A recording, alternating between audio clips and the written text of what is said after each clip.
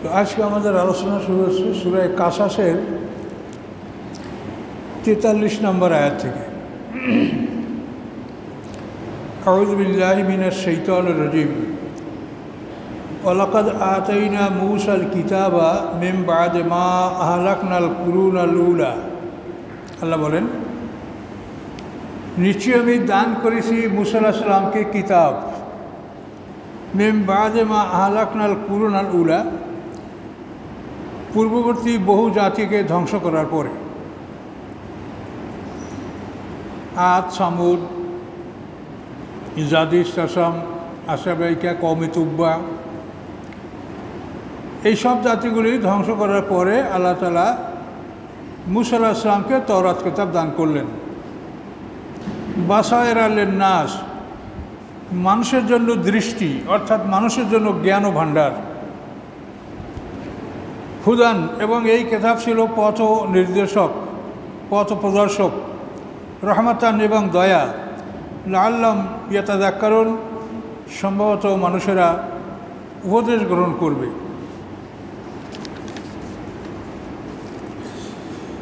তো ইতিপূর্বে আমরা মূসা আলাইহিস সালামের অনেক কথা এখানে আমরা শুনেছি। এখন আল্লাহ তাআলা এই সামারিটার রেজাল্ট আমাদেরকে বলছেন।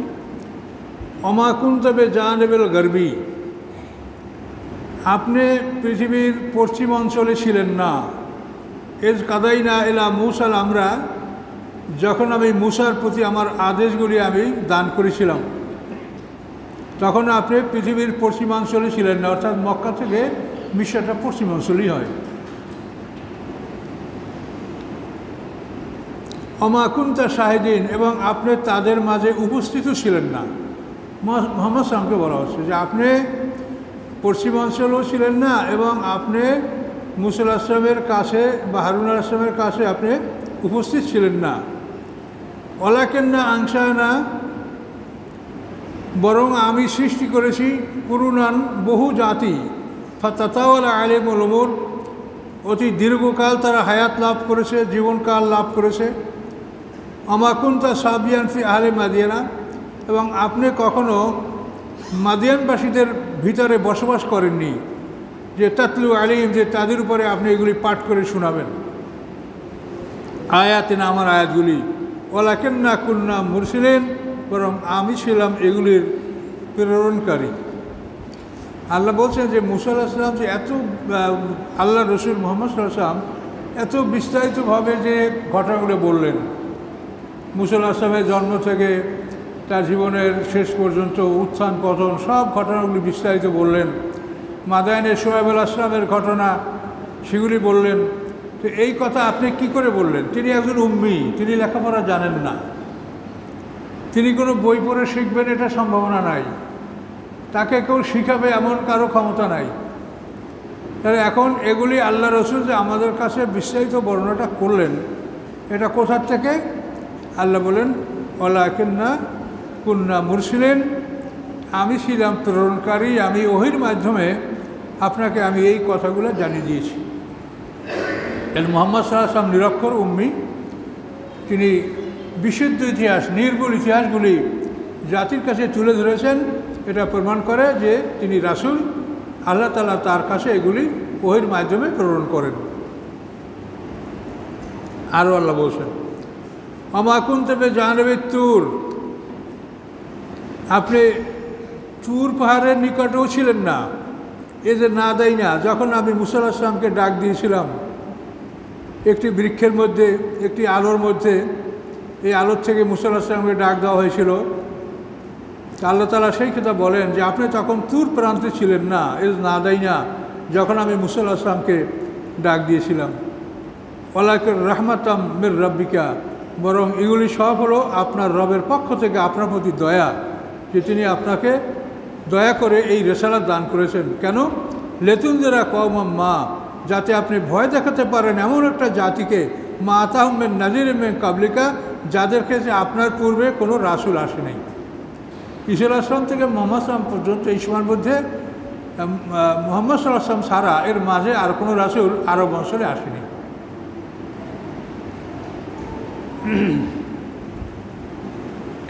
তো আল্লাহ তাআলা এই রাসূল পাঠালেন কেন? লাআল্লাহুম ইয়াতাযাক্কারুন, যাতে তারা উপদেশ গ্রহণ করতে পারে যে মুহাম্মদ সাল্লাল্লাহু আলাইহি আল্লাহর রাসূল, তিনি যা বলছেন তিনি আল্লাহর পক্ষ থেকে কথাগুলি বলছেন।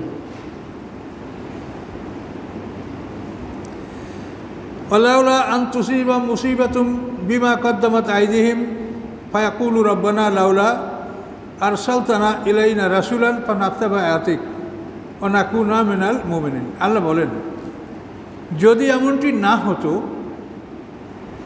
যে তাদের উপরে যখন বিপদ আসবে তাদের কর্মফলের জন্য, হাতের কামার জন্য, তখন তারা বলবে যে হে রব, আমাদের প্রতি আপনি কেন রসুল পাঠালেন না?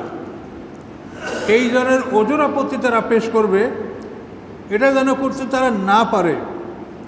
রসুল পাঠালে ফানাত্তাবা আয়াতিকা, আমরা সেই রাসূলের আয়াতগুলির অনুকরণ করতাম, এইটা যেন তারা না বলতে পারে, এই জন্য আমি তাদের মাঝে রাসূল পাঠালাম। ও নাকুনা মিনাল মুমিনিন, এবং আমরা মুমিন হয়ে যেতাম। যদি রসুল পাঠাতেন তাহলে আমরা তার আনুগত্য করতাম, মুমিন হয়ে যেতাম।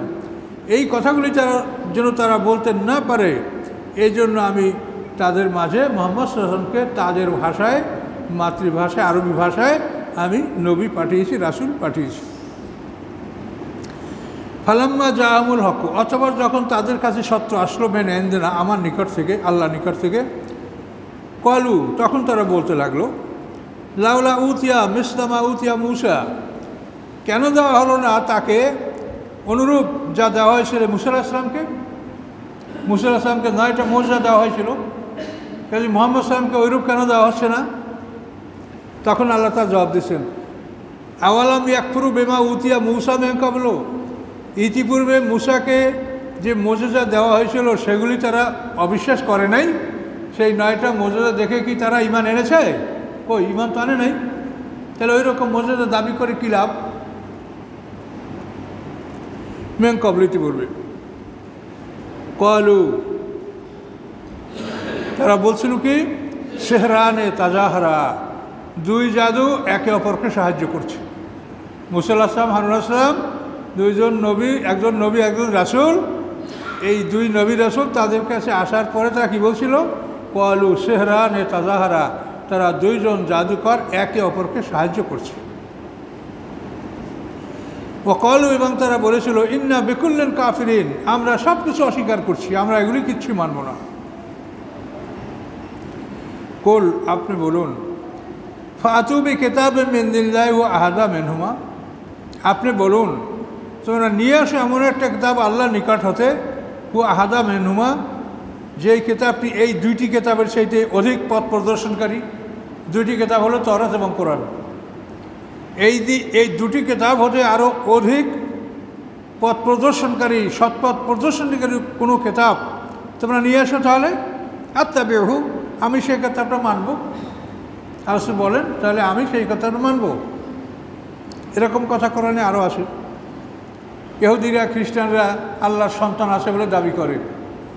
তখন আল্লাহ বলছেন আল্লাহ রসুলকে যে আপনি বলেন, কুল, আপনি বলেন, লাউ কানা লির-রহমানি ওয়ালাদুন ফাআনা আউয়ালুল আবিদিন, রহমানের যদি কোনো ছেলে থাকে তো আমি সবার আগে তার ইবাদতকারী হব।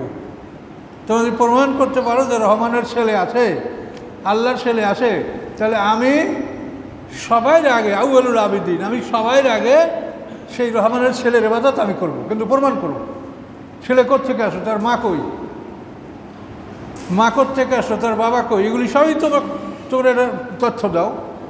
কিন্তু কিছুই তারা দিতে পারছে না, কিন্তু গায়ের জোরে বলছে, আর সেগুলি তারাও মানছে, মানুষরাও মানছে। কোটি কোটি মানুষ বিনা দলিলের কথা মানছে। আর আমাদের সমাজের অবস্থাও তাই, কোটি কোটি মানুষ বিনা দলিলের কথা মানছে, দলিলের কথা তারা মানে না। যেটা প্রচলিত সমাজে পেয়েছে এটাই তারা মনে করে যে সেই সঠিক। তো আল্লাহ তাআলা সব দৃষ্টান্তগুলি স্পষ্ট করে দিচ্ছেন।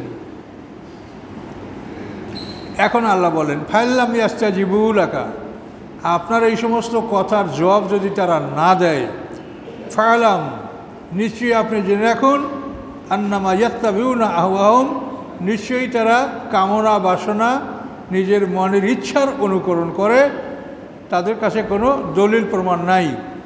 অমান আদাল্লু মিম্মান, কে অতি পথভ্রষ্ট ওই ব্যক্তি চাইতে ইত্তাবা হাহু, যে নিজের মনের ইচ্ছার অনুকরণ করে, মনে যা চায় তাই বলে, মনে যা চায় তাই করে।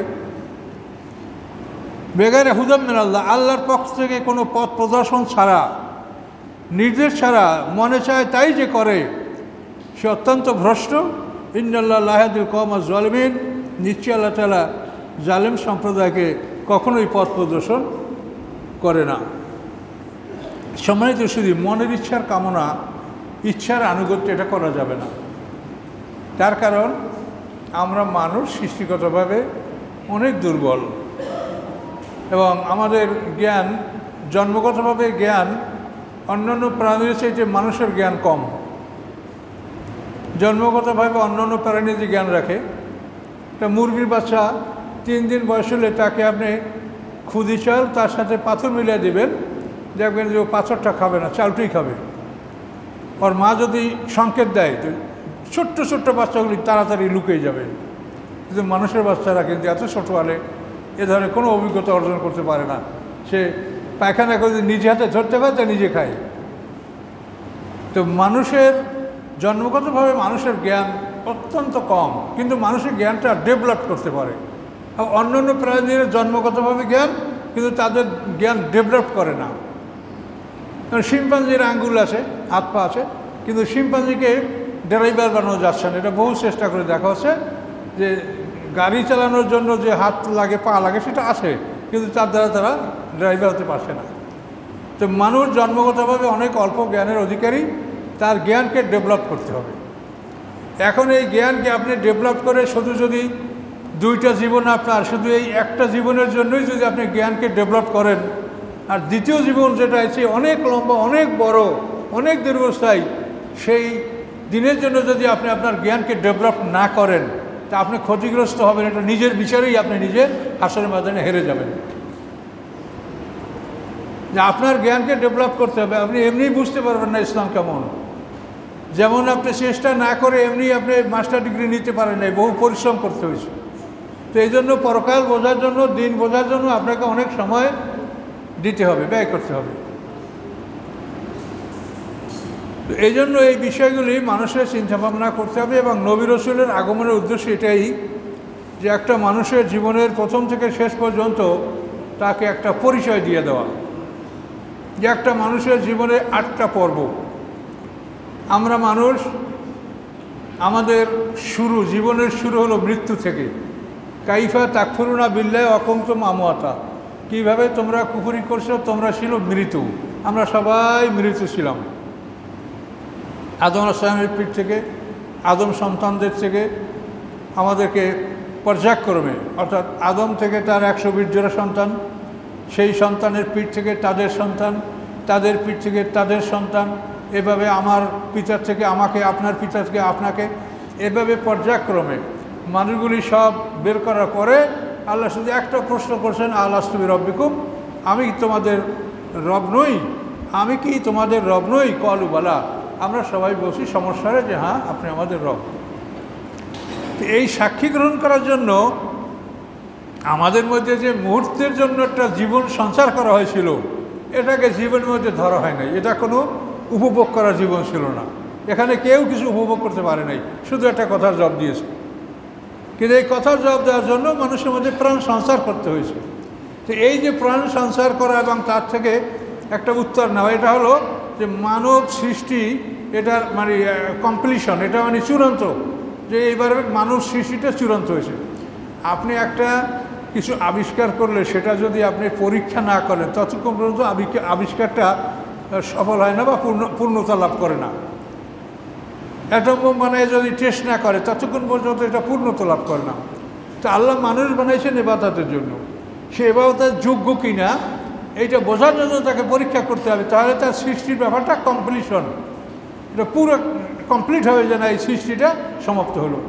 তো আমাদেরকে যে একটু সময়ের জন্য আমাদের মধ্যে প্রাণটাকে ইনফিউজ করা হয়েছিল, আমাদের মধ্যে জীবন সঞ্চার করা হয়েছিল, এটা হলো যে আমরা যে উদ্দেশ্যে আমাদেরকে সৃষ্টি করা হয়েছে, আমরা সেই উদ্দেশ্যের জন্য ঠিক আছি কিনা, আমরা ঠিকমতো সৃষ্টি হয়েছি না, প্রপারলি আমরা তৈরি হয়েছি কিনা। তো ওইটা জীবন না, ওটা শুধু আল্লাহ পরীক্ষার জন্য একটু জীবন সঞ্চার করে একটা প্রশ্ন করে আমাদের সবাইকে মৃত্যু দান করলেন। এই মৃত্যুটার থেকে আমাদের জীবনের পর্ব শুরু। তো এখন আমরা সবাই একসঙ্গে মারা গেলাম, আবার হাসরের ময়দানে আমরা সবাই একসাথে উঠব। ইসরাফিলের দ্বিতীয় সিংহার ফুৎকারে আমরা সবাই একসাথে উঠব। প্রথম সিংহার ফুৎকারে আমাদের পদার্থের দেহটা একত্রিত হবে, হওয়ার পরে আমরা 40 বছর বিরতি থাকবে, আমরা ঘুমিয়ে থাকব। দ্বিতীয় সিংহার ফুৎকারে আমরা সবাই একসাথে উঠব। তাহলে এখন দেখেন আমাদের সবাইয়ের মৃত্যু হলো একসঙ্গে, আবার দ্বিতীয় জীবন আমাদের শুরু হবে সবাই একসঙ্গে, কিন্তু মাঝখানের পর্বগুলি আমাদের আলাদা। আদমের পিঠ থেকে, আমাদের পিতাদের পিঠ থেকে আমরা সাক্ষী দিলাম, আমরা মরে গেলাম। মরে যাওয়ার পরে আমরা এখন আসছি। আমাদের পিছনে হাজার হাজার বছর পর্যন্ত পৃথিবীতে মানুষের আগমন ঘটছে, ঘটে নেই? তাহলে আমাদের পৃথিবীতে আসাটা, অর্থাৎ মানে মৃত্যুর পরে যে বরজাক, পর্দার আড়ালে জগৎ, এইটা আমাদের সমান না। যারা নূহ আলাইহিস সালামের জমানায় জন্মগ্রহণ করেছে তাদের জীবনে পিছনের সময় খুব কমই ছিল।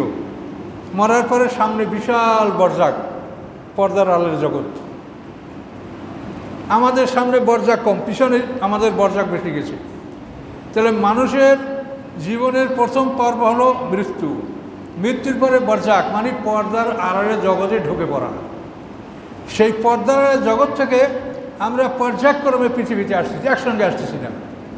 কেউ এখন, কেউ আরও সামনে, কেউ আরও পিছনে আসছি।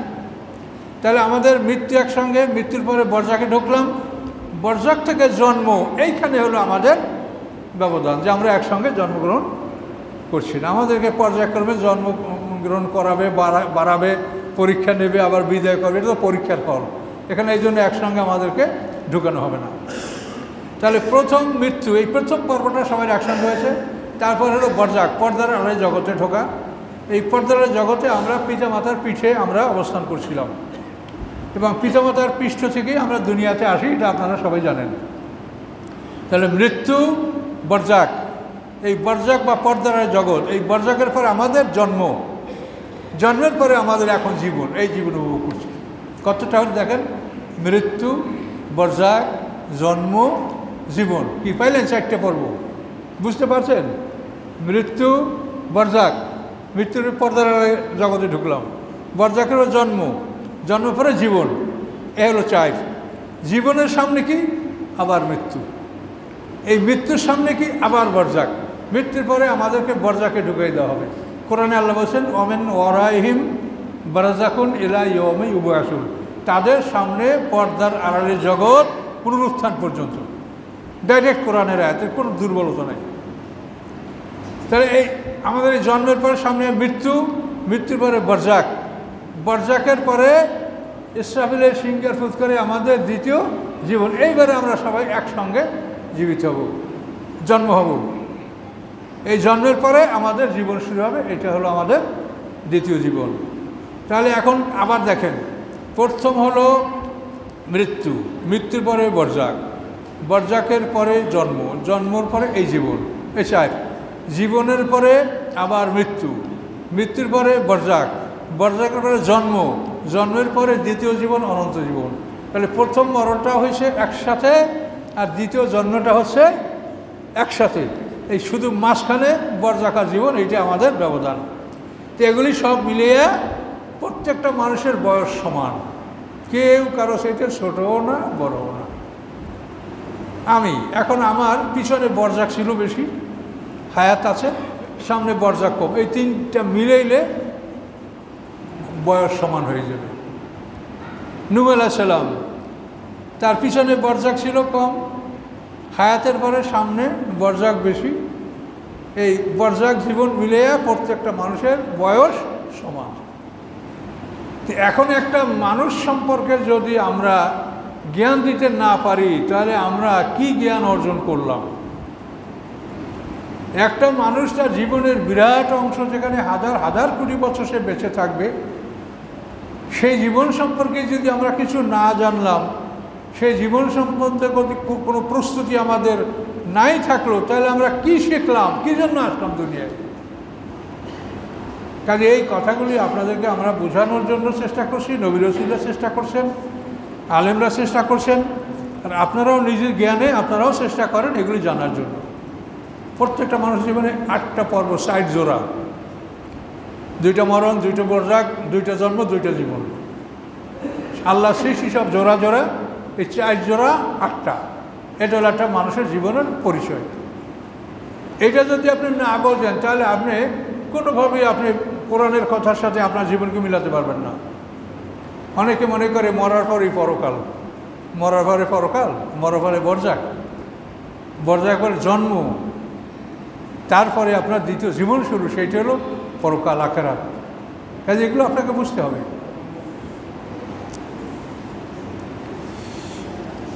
আল্লাহ বলেন ওয়ালাকাদ আরসালনা লাহুমুল কাওলা লাআল্লাহুম ইয়াতাযাক্কারুন।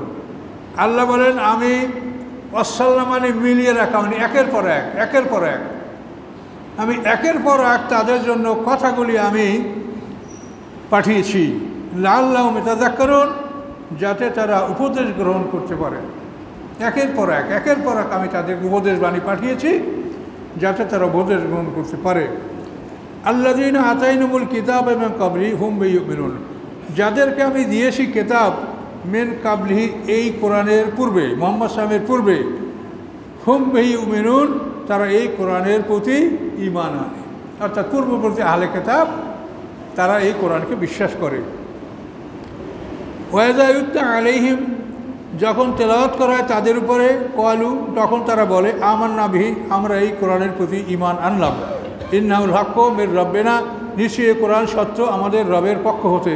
ইন্না কুন্না মিন ক্বাবলি মুসলিমিন, নিশ্চয়ই আমরা এর আগেও আত্মসমর্পণকারী ছিলাম। মানে এই যে তাকে পাঠ করে শুনো, এর আগেও, অর্থাৎ এর আগে মানে তাদের কাছে তাওরাত ছিল, সেই কিতাবেও মুহাম্মদ সাল্লাল্লাহু আলাইহি ওয়াসাল্লাম এবং কোরআনের কথা উল্লেখ আছে। সেই জন্য বলে যে এর আগেও আমরা এই কিতাবের প্রতি আত্মবিশ্বাসী আমরা ছিলাম।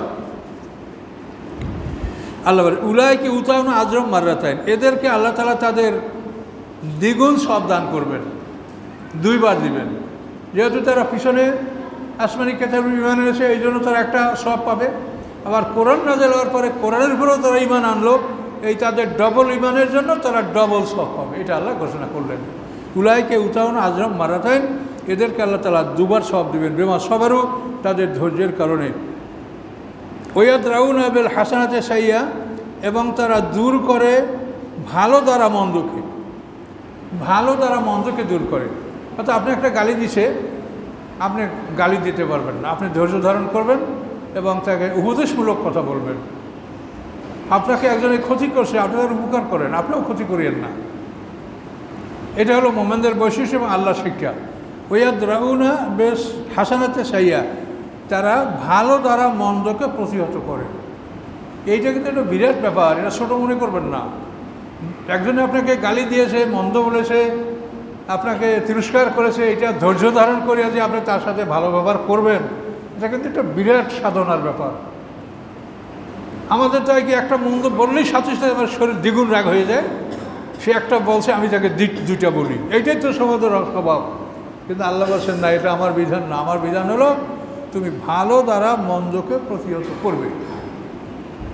কখনোই তোমাকে মারলে, কাটলে, আঘাত করলে, জখম করলে তুমি তার প্রতিশোধ নিতে পারবা, এটা শরীয়তে বিধান রাখা হয়েছে। কিন্তু গালিগালাজ করলে তার কোনো প্রতিকার বিধান রাখা হয় না। সেখানে বিধান রাখা হয়েছে যে তুমি ভালো দ্বারা সেটাকে প্রতিহত করবে। কী কথা বলতে পারলেন? কোনো বলছে দাঁতের বদলে দাঁত, নাকের বদলে নাক, কানের বদলে কান, ওয়াল জুরহা কিসাস, সমস্ত আঘাতের প্রতিশোধ আছে, সমস্ত আঘাতের কেসাস আছে, কিন্তু গালিগালাজের কোনো কেসাস নাই।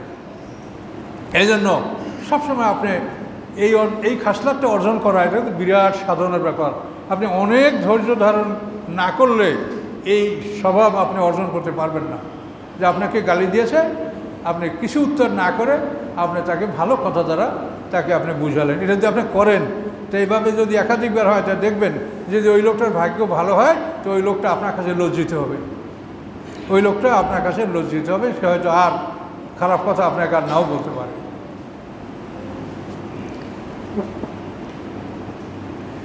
অমিম্মা রাযাকনাহুম ইউনফিকুন, এবং আমি তাদেরকে যা জীবিকা দান করেছি তার থেকে তারা ব্যয় করে। সম্পদ ব্যয় করা এটা একটা বিরাট ব্যাপার। জাকাত জাকাত ওসুর অন্যান্য সব কিছু তো দিবেন, তারপরও দান করবেন। তার কারণ এগুলি আপনার পরকালের জন্য। আল্লাহ রসুল বলছেন যে তোমরা তোমাদের নিজের সম্পদের চাইতে অপরের সম্পদ বেশি ভালোবাসো। সাহাবীরা বলেন, ইয়া রাসূল, এটা কেমন করে হয়? তখন আল্লাহ রসুল বলেন, তোমার কি? তুমি যা খেয়েছো, তুমি যা ব্যবহার করেছো, তুমি যা দান করেছো, এটা তোমার। তুমি যা সঞ্চয় করেছো তা তো তোমার না। তো এখন এই সঞ্চয় করার টাকা পয়সা যাতে ভাঙ্গা না লাগে, আপনারাও তো ওই রকম করেন যে না ব্যাংকের টাকাটা তুলবো না, ওইটা থাকে, এই দিক দিয়ে সেদিক যা দরকার বোধ একটু ধার টার করি বা অন্য কায়দা করিয়া বা সুদের টাকা দেয় সংসারটা চালায়, আর মূল টাকাটা থাইকে যাক। তাহলে অবস্থাটা কী হলো যে আপনি নিজের সম্পদের চাইতে অপরের সম্পদ আপনি ভালোবাসছেন। কোরআন আপনাকে এগুলি বলে দিচ্ছে।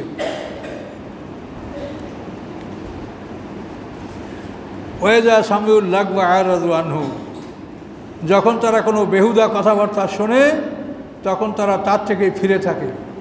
অসার কথা, দলিল নাই, প্রমাণ নাই, যুক্তি নাই, জানে না কিছু, শুধু কথা বলতে থাকে বক বক বক বক করে। এগুলো সাধারণত আগে, এখন এই চর্চাটা একটু কম দেখি।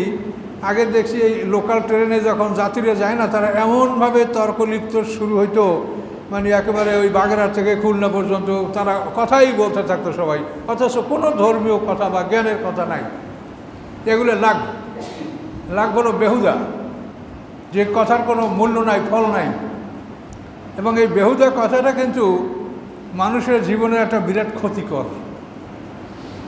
18 পারায় যে মোমেনদের মুক্তির জন্য যে আল্লাহ কতগুলি শর্ত দিয়েছেন, কাদাফলাল মোমেনুন আল্লাযীনা ফি সালাতিহিম খাশিউন ওয়াল্লাযীনা আনিল লাগবি মুরিদুন। প্রথম শর্ত দিয়েছেন নামাজি বিনয়ী যারা হবে তারা মুক্তি পাবে। 2 নম্বরে দিয়েছেন বাজে কথার থেকে যারা দূরে থাকে, বাজে কথা বাজে কাজ যারা বর্জন করে তারা মুক্তি পাবে। তো দেখেন এই বাজে কথা বাজে কাজ, আপনি ফজরের নামাজ পড়লেন, তাদের সর্বমোট মিলিয়ে ধরেন আপনি 300 থেকে 500 ওয়ার্ড শব্দ আপনি আল্লাহর কালাম ব্যবহার করেছেন। কিন্তু এখন ফজর থেকে ধর পর্যন্ত যদি আপনি 10,000 বাজে কথা বলেন, এটা তো সবই লেখা হয়েছে, সবই ওজন করা হবে। তাহলে এখন আপনার ন্যাকামল হচ্ছে 300 বা 500, আর বাজে কথা আছে 5,000 10,000। তাহলে আপনার ন্যাকামল কি ভারী হবে? সে ন্যাকামল কি বদামলকে হালকা করতে পারবে? তা আপনি তো আসামি হয়ে যাবেন। এই জন্য বাজে কথা, যে কথা না বলে, যেটা আপনি দেখেন সংসারে ঘরে অনেক সময় এরকম ছেলে মেয়ে স্ত্রীরা তারাও এমনভাবে কথা বলে যে কথা একবার বললে হয়, একবার না বললে 10 বার বলবে, না হয় ঘুরে বলবে, নাহলে এভাবে সেভাবে বলবে। এগুলো তাদেরকে বোঝাবার চেষ্টা করেন যে তোমরা এই যে কথা বলছো এটা ফেরেশতারা লিখছে, ওজন হবে। তুমি নামাজ পড়ছো কতটুকু, তুমি ফজরের পরে কোরআন শরীফ তেলাওয়াত করছো 1 পারা, কিন্তু এর ফলে তুমি 6টা থেকে 12টার মধ্যে তুমি 10,000 বাজে কথা বলছো, তাহলে তোমার লাভ হলো কি? এই জন্য লাভ কথাটা আল্লাহ বলছেন, এটা কোনো ছোটো মনে করবেন না। বাজে কথা বলা, বাজে কথা শোনা, বলবেনও না, শুনবেনও না। এই যে ludo, carrom board, drum board, এই সমস্ত খেলাধুলা, এগুলো কিন্তু বাজে কথা, টাস, এগুলো কিন্তু লাভ, মানে বিনা আপনার সময় নষ্ট করা ছাড়া এর কোনো উপার্জন নাই। লুডো, টাস, 32 ড্রাম বোর্ড, আপনি যাই করেন, ক্যারাম বোর্ড, সময় নষ্ট হওয়া ছাড়া কোনো ফলের মধ্যে নেই।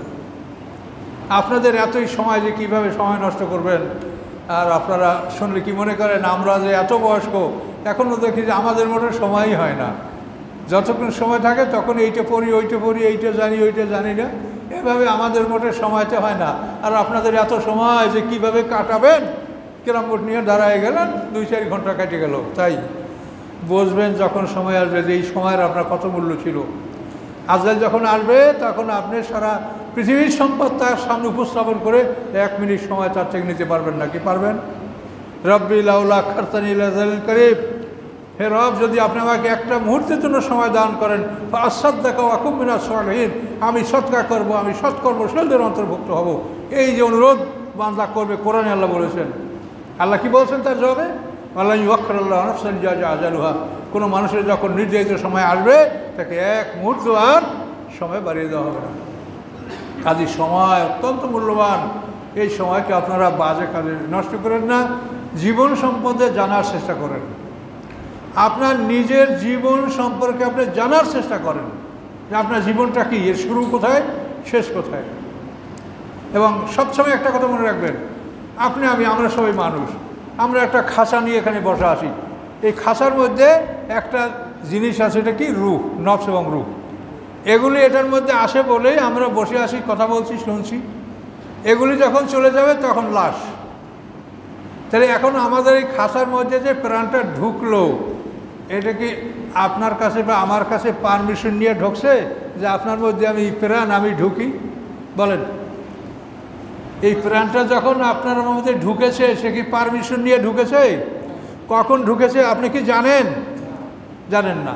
আবার এই প্রাণটা যখন আপনার বের হয়ে যাবে, তখন কি আপনার কাছ থেকে অনুমতি নিয়ে বের হবে যে আমি এখন যাই স্যার? কে? সে যখন যেতে যাবে তখন এখন এমনভাবে যাবে যে আপনি সমস্ত পৃথিবীর শক্তি, আপনার শ্রম, কৌশল, আপনার স্ট্র্যাটেজি সব ব্যবহার করে তাকে আপনি রুখতে পারবেন না। কি পারবেন? লাইফ সাপোর্টে থাকেন আর যেখানেই থাকেন, কি পারবেন? তাহলে এখন এমন একটা জিনিস নিয়ে আমরা এই খাঁচার মধ্যে ধারণ করছি,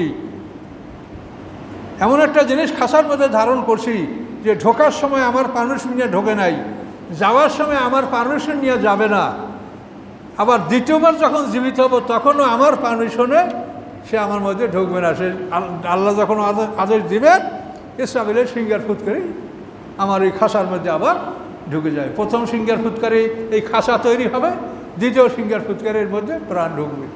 তাহলে এখন আপনি দেখেন যে আপনি, আমি মানুষ, আমরা কত অসহায়, এটা ভেবে দেখেন। আমরা কত অসহায়, এটা ভেবে দেখেন। কাজে নিজেকে যেই শক্তিশালী মনে করেন, যাই মনে করেন, কিন্তু আমরা কিন্তু অত্যন্ত অসহায়। যেই প্রাণটা ঢুকলো কেমন করে? আমি কি বলেছি আমি পৃথিবীতে যাব? এখন আমার উপরে এত বোঝা, এত কষ্ট, আমাকে আল্লাহর পথে জিহাদ করতে হবে, আমাকে সংগ্রাম করতে হবে, আমাকে সংসার ধর্মের জন্য এত কষ্ট করতে হবে। আমি কি বলেছি যে আমি পৃথিবীতে যাব? বলিনি। আমাকে এখানে আনা হয়েছে, আবার এখান থেকে আমাকে জোরপূর্বক নিয়ে যাওয়া হবে, আবার আমাকে পুনরায় জীবিত করা হবে। এটা আল্লাহর ইচ্ছা। এখানে আমি আল্লাহর সাথে কোনো মোকাবেলাও করতে পারবো না, আর এর সাথে আমরা কিছুই করার কোনো ক্ষমতা নাই। আল্লাহ বলেন, তিনি যা করেন তাকে কেউ জিজ্ঞাসা করতে পারে না। লা ইউসআলু আম্মা ইয়াফআলু, তিনি যা করেন তাকে কেউ জিজ্ঞাসা করতে পারে না। ওহুম ইউসআলুন, তাদের সবাইকে জিজ্ঞাসা করা হবে। আল্লাহকে জিজ্ঞাসা করার কোনো ক্ষমতা নাই। আপনার আল্লাহর কোনো কথা, কোনো আয়াত, কোনো বিষয় যদি আপনার কাছে মনে হয় যে এটা এইরকম নাই ওই রকম হইতো, এটা আপনি তখন লাহাওলা পড়বেন, তখন আপনি বুঝবেন যে এই আল্লাহর এই কাজের উপরে আমি হস্তক্ষেপ করতে যাচ্ছি। তিনি যেভাবে করেছেন ওভাবে আপনি আত্মসমর্পণ করেন। আপনার আমার কি জ্ঞান আছে যে আমরা আল্লাহ একটা কাজ করেছে সেটা এরকম না করলে এরকম হইতো? অনেকে বলে আল্লাহ এইখানে এইটা বলতে পারতো না, আল্লাহ এইটা এইখানে করতে পারতো না। এটা যে কত বড় অপরাধ সেটা আপনি বুঝবেন সময় মতো। আল্লাহকে আপনি শিখাবেন যে কী কোন রকম নাজর হলে ভালো হইতো? কাজে খবরদার। দিন কথার মূল বিষয়টা হলো সারেন্ডার। ইব্রাহিম আলাইহিস সালামের জাতির পিতা, তার বৈশিষ্ট্য হচ্ছে কি? সারেন্ডার। ইজ কল রব আসলিম কল আসলাম তুল রব্বিল আলামিন। আল্লাহ বলছে ইব্রাহিম তুমি সারেন্ডার করো, তিনি বললেন আসলাম তুল রব্বিল আলামিন, মহাবিশ্বের প্রতিপালকের কাছে আমি আত্মসমর্পণ করলাম। কাজে ইসলামের মূল বিষয়টা আত্মসমর্পণ। নিজেকে জ্ঞানী মনে করা হবে না। আমি আল্লাহর গোলাম, আমি নির্বোধ, আমার কোনো জ্ঞান নাই, আল্লাহর জ্ঞান থেকে আমি জ্ঞান অর্জন করব।